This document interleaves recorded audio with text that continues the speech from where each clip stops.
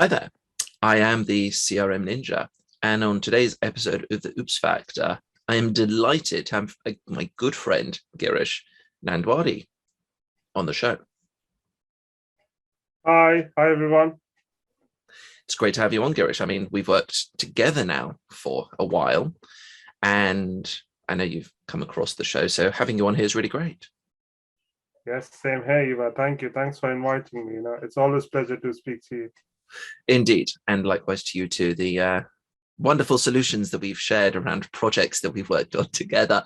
Of course, none of which are going to be mentioned on today's episode because they're very classified and off limits. So I see that you have a little angel floating behind you. Can you tell us a bit about her? Yeah, definitely, Eva. She's a bliss. She's a bliss, and it took a while for me and Mrs. To get this angel in our life. Her name is Naira Nandwani, Right? and she's 17 months now. Wow. Time flies. So yeah, she's lovely. She's naughty. She's smart, She seems to have and discovered anti-gravity by the look of that. she was enjoying. It was her first, the baby photo session, and I think she was 16 days old, and she was loving it. Wow. So Definitely. Now, I know you are a very doting father and you absolutely adore her. I do, I do. I just, sometimes I hear from my missus like, I spoil her, and she always comes and say, "Dada." She knows she's not going to get it from mum. She comes to Dada. That is right. That is right. So apart from your daughter being one of your passions, I understand that cricket is also one of your passions. And at the moment, my head is sort of floating in front of the wicket. If I move slightly to the side, yeah, we've got cricket there. Please tell us and share with us your love of cricket and how you got into it and what it means to you. Yeah, so I remember I was like 6 years old, 5.5, Okay. something like that.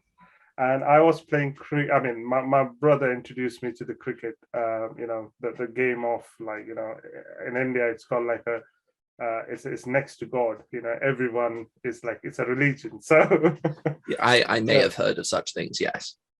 so everyone plays cricket in even in the, like, like, even if it's on the road, everyone enjoy playing cricket. So I was only 5.5, 6 years old, and I started playing cricket with my brother. And then I started loving it, enjoying it. My dad was a very, like, a big cricket lover, and he used to. I remember watching. I was 5 years old, and I was watching a 1987 World Cup with him, sitting Wow. next to him. So yeah, and then in my school days, I played such a really good cricket. So I was playing under 16 for a Mumbai team, and, Nice. and that's where my passion grew. But for a few reasons, I have my wrist injury, so I have to take a break. And then never got back, and like, in Indian culture is more of like focus on study, not on cricket. You start off with cricket as a child, then you move on to studies, and then some lucky people may go back to cricket or may not. And I was one of those lucky. When I came back here, no family, I was my own, I was studying, and I found there are clubs here, so I started playing for a club in London West. Nice. So I still play cricket on Sundays. I do play indoor cricket, and in summers I play cricket for the club in Reading. So still my Wow. passion is on. Very impressive. So I'm not going to ask you who you would support in a match against India, because I think that's probably a very biased question. So my question is going to be England versus Australia. Who would you support? No doubt, no pause. Definitely England. Okay. Um, I'll be very honest with you.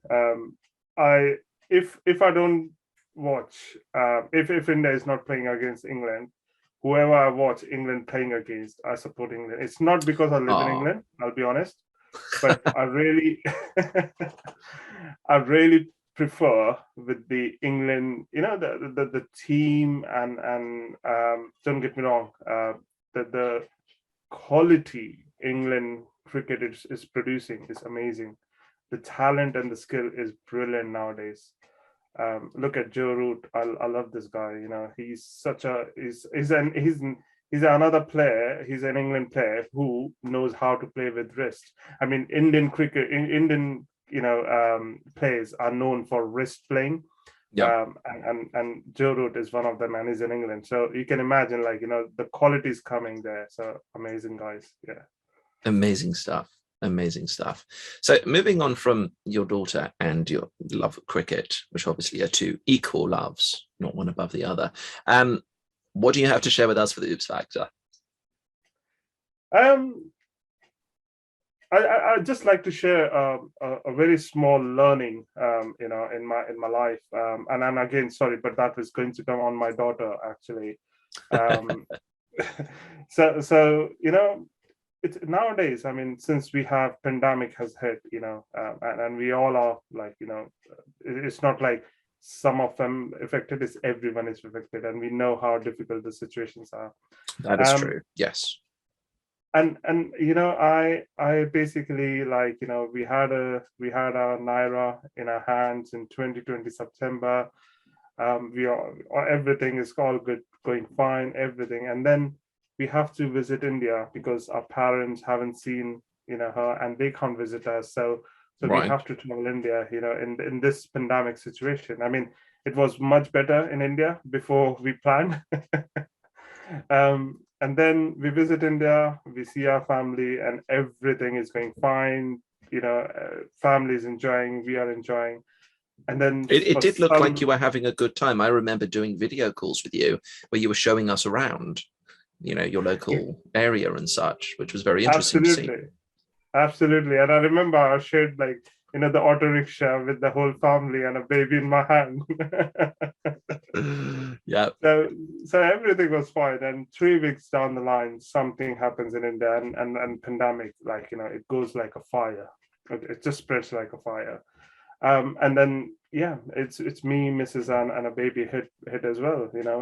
And then trust me, COVID is something which produced a lot of negativity inside you, because one, you're ill, two, you see your baby is ill, so it's very difficult situation to be very positive, and to be very, very optimistic, saying, oh, we'll come out of this, we'll live, and again, you're hearing all in news and everything. It's very negative and very down. It can be tough But to remain yeah, positive when you see people around you or when yourself can be unwell, especially with how debilitating it can be with this specific thing. yeah, absolutely, absolutely.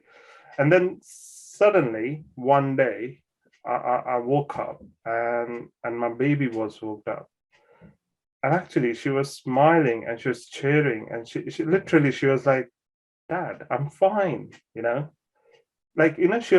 was giving me a message. I'm fine, you don't have to worry about me, we'll get over it. That sort of a feeling, that morning, I cannot forget that morning.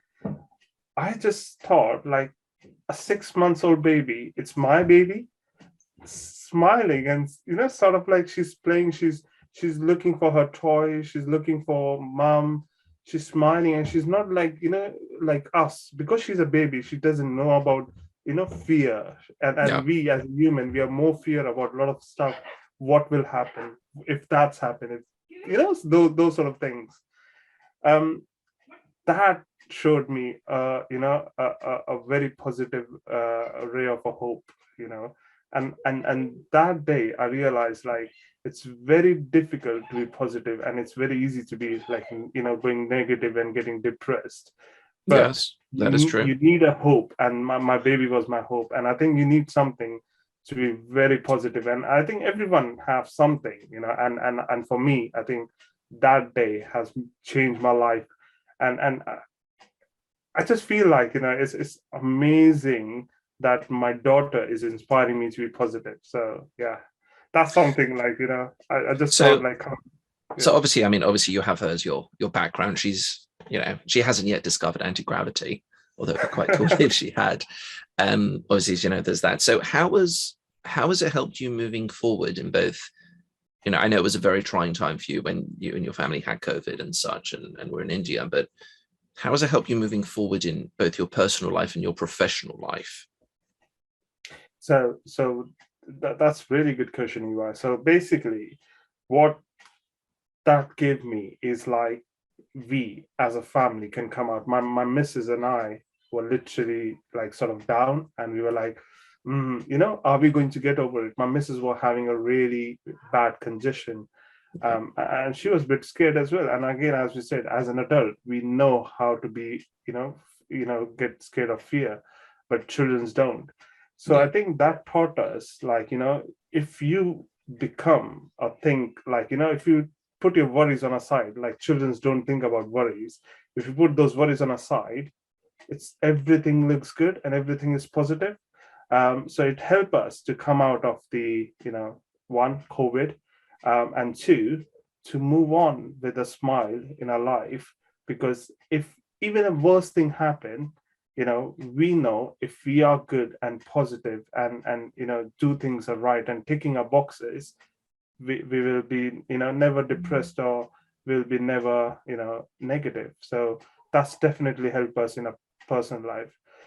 Professional life, Eva, trust me, it really helped me. It really helped me. Like, when you have people in the company, talking about, oh, I'm not happy with this, oh, I'm not happy with that, and then you're like, you know we all have we all know somewhere down the line what makes us happy.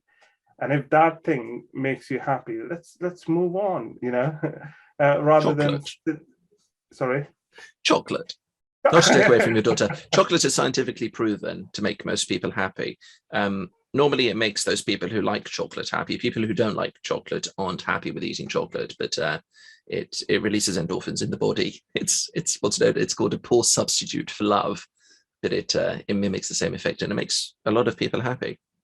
Yeah. What about hugs and cuddles? I think that makes people happy. Hugs can make people happy as well, though I guess that would depend on who the hug is coming from and when it is. Definitely. If it comes from a daughter, I'll be the happiest person. Hugs and cuddles from a child, from our children are definitely very positive. As you know, I have three wonderful little angels who currently are hopefully fast asleep. And yes, when they're just woken up in the morning and they give you a cuddle and say good morning, mummy, or good morning, daddy, it's definitely something. Then they're usually something very mischievous after that point. Yeah, exactly. Something positive, isn't it? Indeed. So from learning from that experience, and obviously we know lots of people who don't have children, because they may not be in a position to, or they just may not have come to it. They may be young, they may not want it at this point. What would your advice be to those people who can find themselves in feeling down and in difficult situations? So, I mean, that's really good point you said, Iwa, here about some people, may not have children, and they are still trying and they didn't have a baby. I will say never give up. There's always something planned. I'm quite a religious person, and there's always something planned by a universe or a god or whatever you call it as.